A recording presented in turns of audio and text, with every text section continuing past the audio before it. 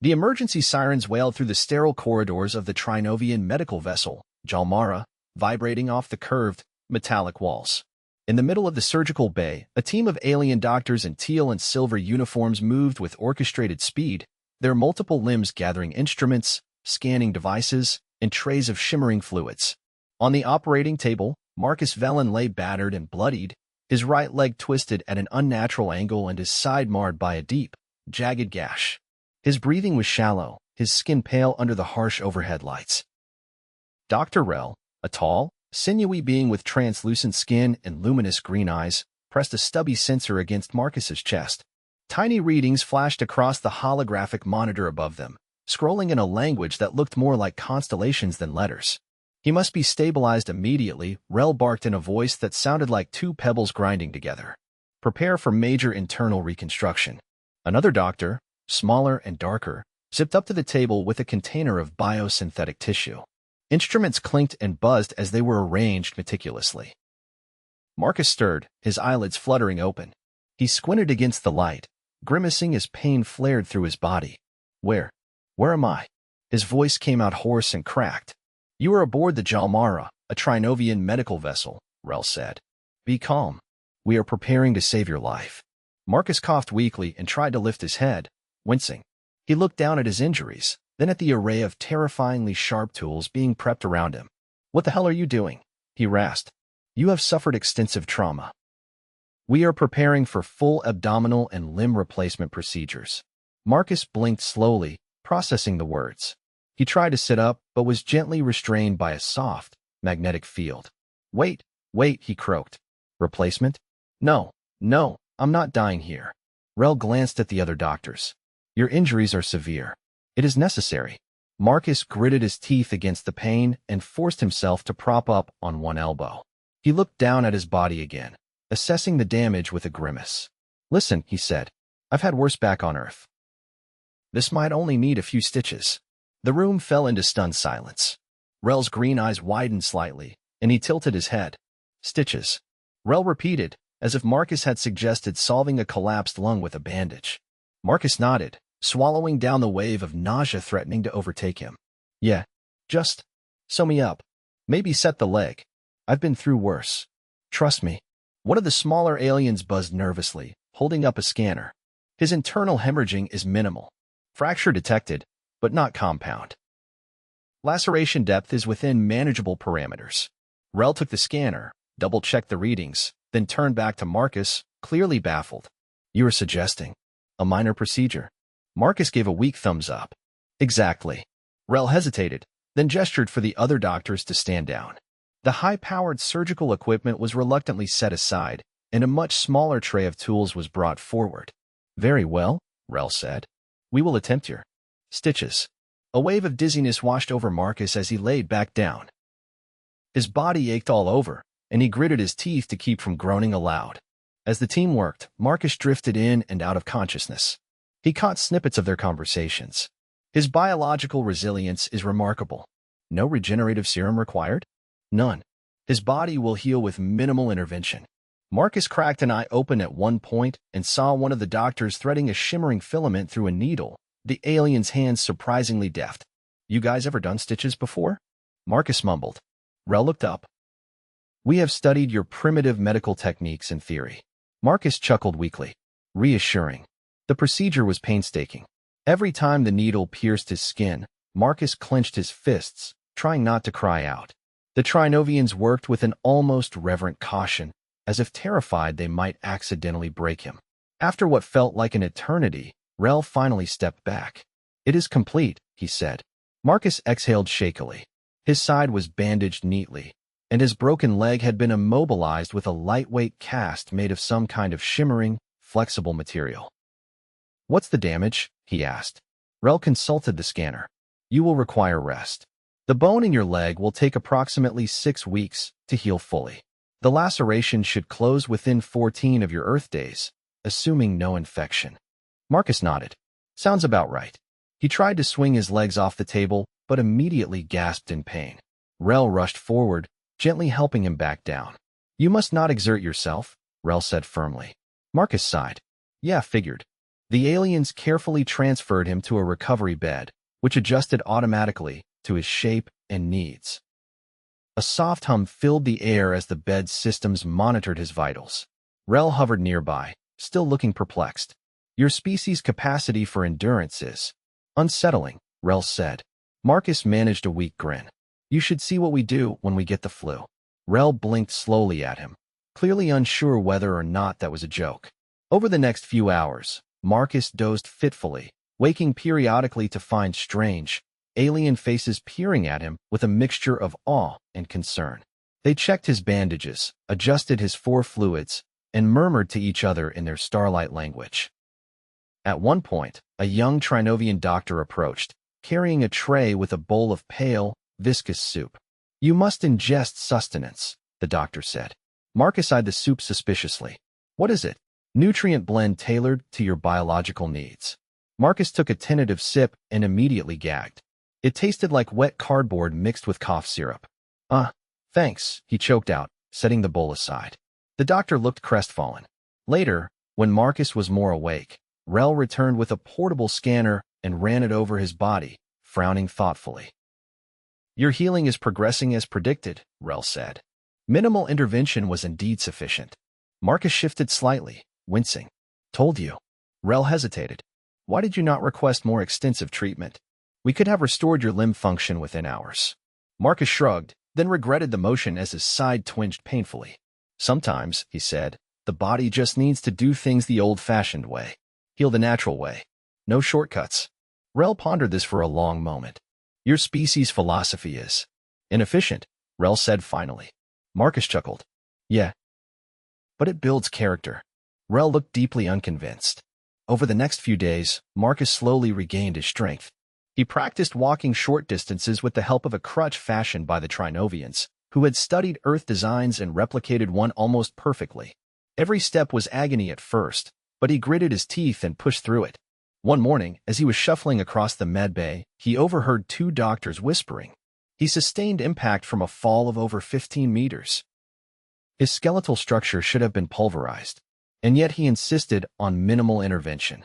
Perhaps he is not representative of his species. Marcus chuckled under his breath. He paused to catch his breath, leaning heavily on the crutch. Rel approached him, carrying a small device. We have prepared a therapeutic regimen to accelerate your recovery, Rel said. Marcus eyed the device warily. What does it do? Stimulates bone regrowth and muscular repair at a naturalistic rate. It will not violate your preferences for minimal intervention. Marcus nodded. All right. Let's give it a shot. Rel activated the device, and a gentle warmth spread through Marcus's injured leg. The pain dulled slightly, making it easier to stand. As the days turned into weeks, Marcus steadily improved. His stitches were removed after 14 days, just as Rel had predicted, leaving a thin scar along his side. His leg remained sore and stiff, but he graduated from the crutch to a walking boot, then eventually to careful, unaided steps.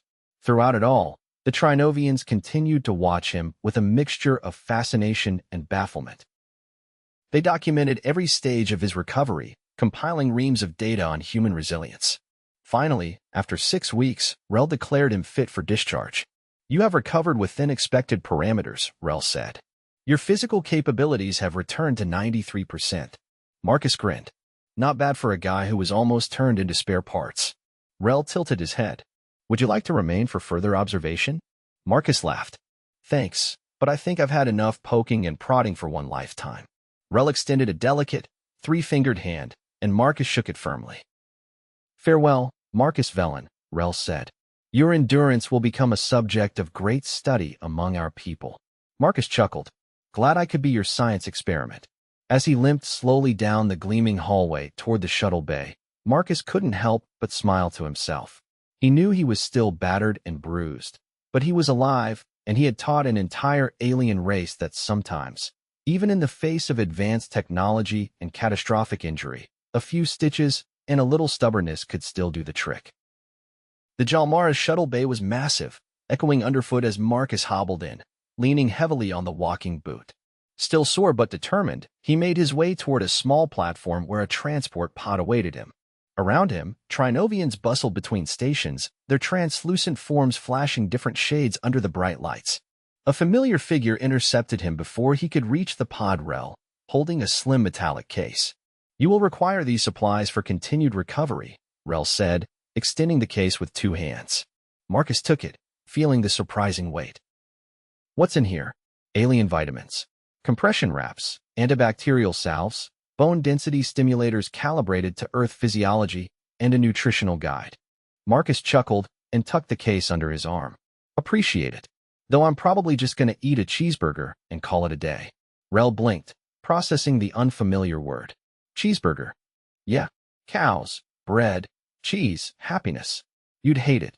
Rel's skin pulsed a faint orange, which Marcus had learned meant confusion. He decided to leave it at that.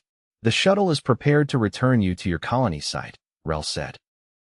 Marcus adjusted the strap of the small pack slung over his shoulder. "Good. I'm ready to get back to work." "Work?" Rel's tone rose slightly. "Your internal trauma only recently concluded its primary repair phase." Marcus started toward the pod, shaking his head. "Can't sit around forever. Things to build, systems to fix. You know how it is." Rel followed, silent for a few paces before venturing. "We do not attempt strenuous activity until full reconstitution is achieved." "Yeah, well," Marcus said over his shoulder. "Humans get bored easily." The pod door slid open with a pneumatic hiss. Marcus stepped inside, settling onto a cushioned bench. The interior was oddly sparse, just 2 seats and a floating console that projected course information. Rel hesitated in the doorway. "A Trinovian escort is recommended during atmospheric re-entry." Marcus waved him off. "I'll be fine. You guys already patched me up once. If I crash, you'll get another chance." Rel's skin flushed a muted violet. Marcus had learned that color meant deep apprehension, but the doctor made no move to argue further. The doors closed, sealing Marcus inside. The pod lifted with a smooth hum, tilting slightly as it disengaged from the Jalmara's docking clamps. Through the forward window, Marcus caught a glimpse of the colossal vessel receding into the blackness, its hull glinting under distant starlight. Descent was rougher than he'd expected. The pod rattled violently as it hit thicker layers of atmosphere, the interior lights flickering for a few nerve-wracking seconds. Marcus tightened the straps across his chest, gritting his teeth against the jarring turbulence.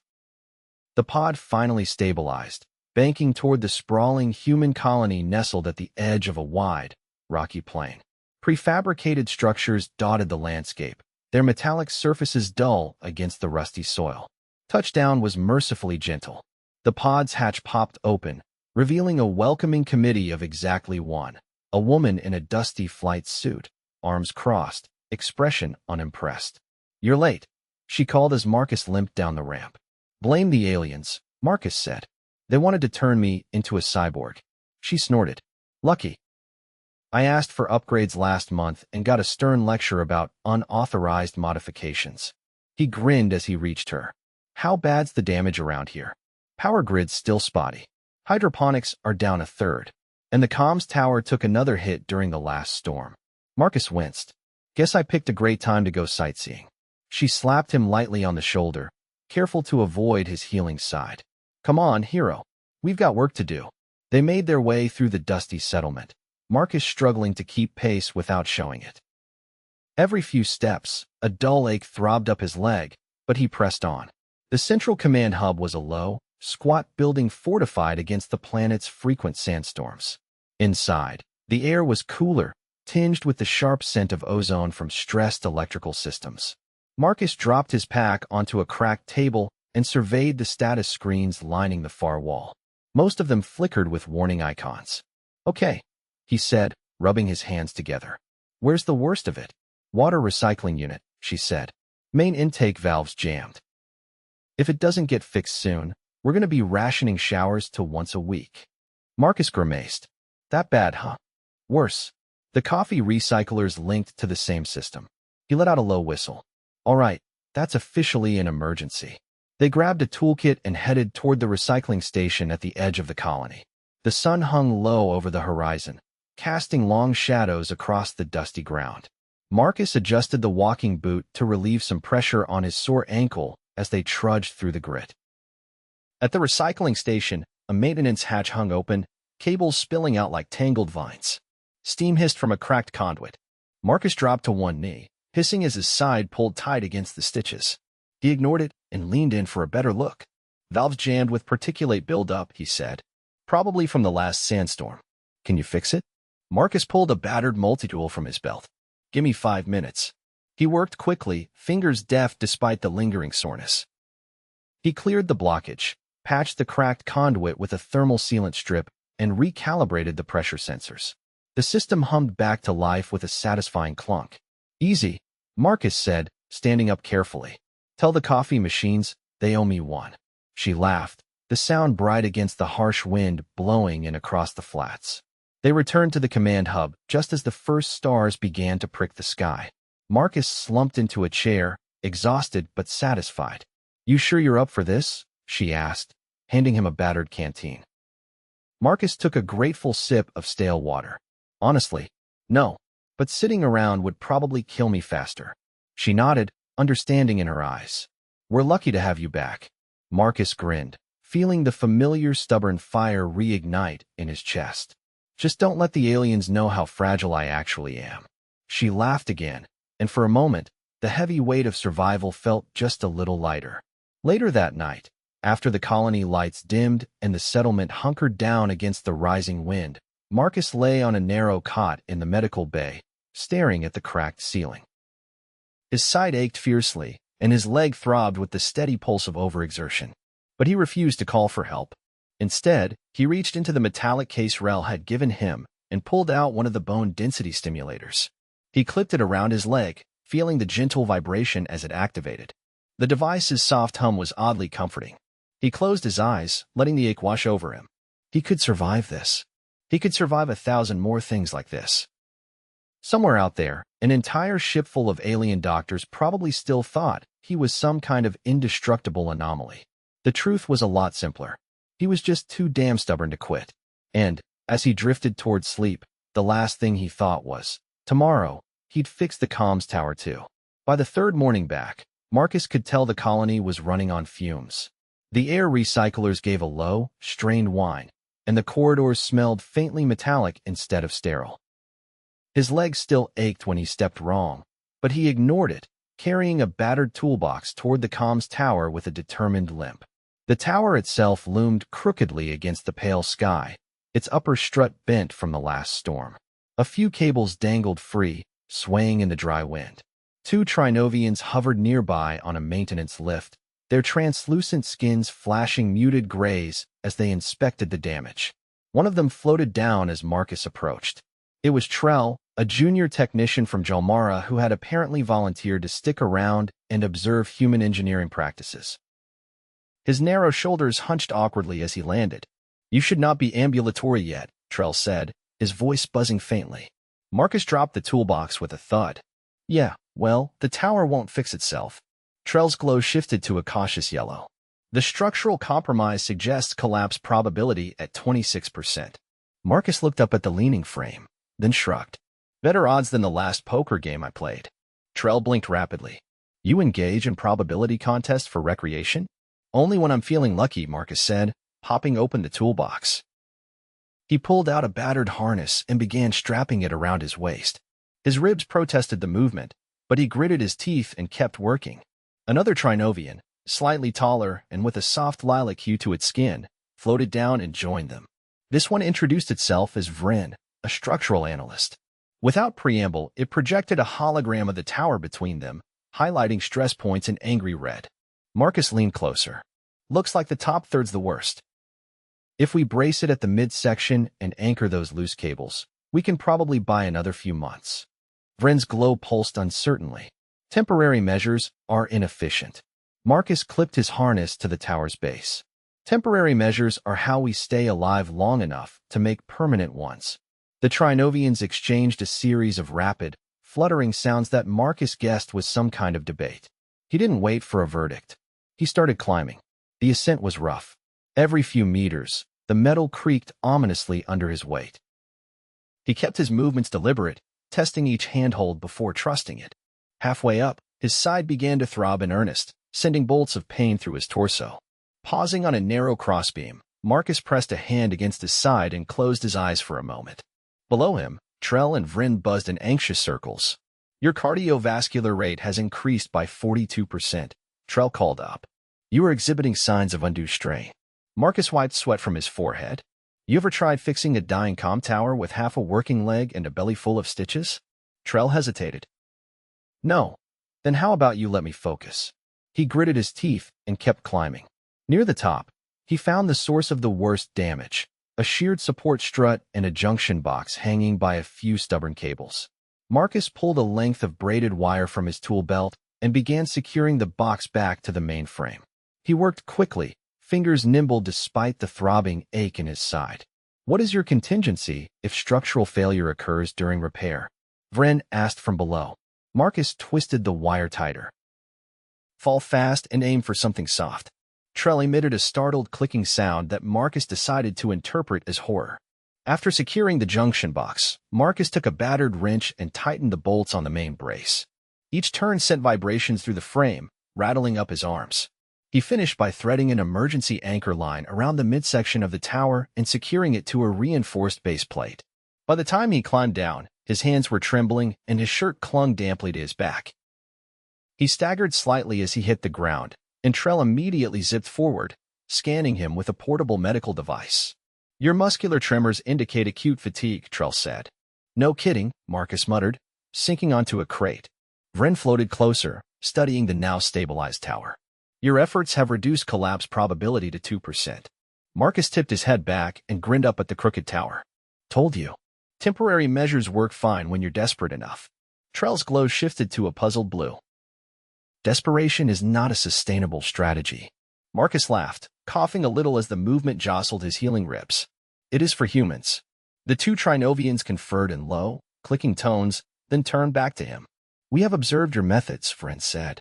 They are inefficient, hazardous, and excessively reliant on physiological endurance. Marcus wiped his hands on his pants. Sounds about right. And yet, Trell added, they succeed. He shrugged. We weren't exactly built for luxury. You make do, or you don't make it. They digested this in silence. Later that afternoon, after patching the last of the tower's wiring with a makeshift conduit sleeve, Marcus limped back toward the colony's main hub. Trell floated alongside him, silent for a long time before finally speaking. You disregarded optimal recovery protocols to perform hazardous labor. Yep. You sustained additional microtrauma to your musculoskeletal system. Sounds about right. And you consider this acceptable. Marcus stopped walking long enough to catch his breath. When something needs fixing, you fix it. Even if it hurts. Especially then. Trell's glow dimmed to a thoughtful gray. This is not a philosophy we are encouraged to adopt. Marcus clapped him gently on the shoulder. Probably for the best. Wouldn't want you guys breaking bones just to impress each other. As they entered the hub, the colony's chief engineer met them at the door. She was an older woman with sun-browned skin and a streak of silver through her hair. Her expression softened slightly when she saw Marcus. Heard you got the tower patched up. Marcus dropped the toolbox with a groan. It's holding. For now. She nodded. Good. We'll get a proper team on it once we've got the parts. Marcus eased into a chair, wincing as his side protested. Trell hovered nearby, still processing their earlier conversation. Human engineering relies heavily on physical resilience, Trell said to the engineer. She chuckled.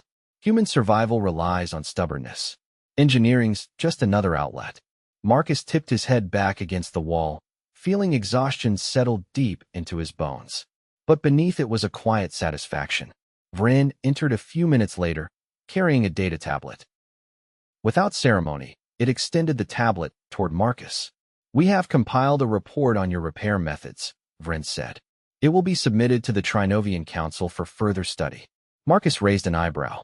You're writing a report about me climbing a busted tower with a bad leg and a few stitches? Vren's skin flushed a muted gold. Your methodology exemplifies adaptive improvisation under suboptimal conditions. Marcus laughed, the sound catching slightly in his throat. Well, when you put it that way, I sound like a genius. Trell hovered a little closer. Will you continue repairs tomorrow? Marcus groaned. Only if someone promises not to let me fall off anything. Trell blinked. We can attach a kinetic dampening harness to your frame. Marcus grinned. Now you're thinking like a human. As evening settled over the colony, the stars prickling the sky with cold light, Marcus sat outside the hub with Trell and Vren, nursing a battered thermos of lukewarm coffee. His leg throbbed. His side ached. His hands were raw from gripping metal and wire. But the tower stood straight against the horizon, its warning beacon blinking steady and sure. Trell watched the blinking light with something that might have been wonder. "You endure damage to preserve function," Trell said quietly, "even when alternatives are available." Marcus took a long sip from the thermos. "Sometimes it's not about what's easier. It's about proving you can take the hit and keep moving." Vren folded its limbs neatly. "A costly philosophy." Marcus smiled up at the stars. "Yeah, but it's ours." The Trinovians sat with him in silence until the chill deepened and the world around them steadied into a fragile, stubborn peace.